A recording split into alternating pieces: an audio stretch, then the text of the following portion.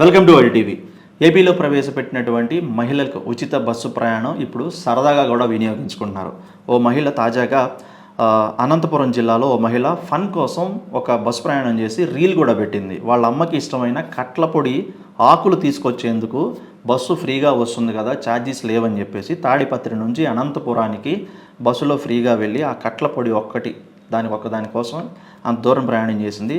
పైగా దాన్ని ఒక రీల్ చేసి తన ఇన్స్టాగ్రామ్లో పోస్ట్ చేయగా అది కాస్త వైరల్గా మారింది. ఇది చూసినటువంటి నెటిజన్లు అందరూ కూడా ఉచిత బస్సు ప్రవేశపెట్టింది ఇలా సరదాగా పని పాట లేకుండా తిరిగే వాళ్ళ కోసం కాదు, నిత్యావసరం రోజు కొన్ని వేల కిలోమీటర్లో గంటలు ప్రయాణం చేసే మహిళలు, ఉద్యోగాలకు వెళ్ళేవాళ్ళు, కుటుంబ అవసరాల కోసం వెళ్ళేవాళ్ళు, ఏదైనా ఆసుపత్రులకి లేదంటే వారి నిత్యావసర పనుల మీద వెళ్ళే వాళ్ళ కోసం తప్ప ఇలా సరదాగానో లేకపోతే రీల్స్ కోసమో కాదంటూ నెగిటివ్ కామెంట్స్ తెగ వెళ్ళబడుతున్నాయి.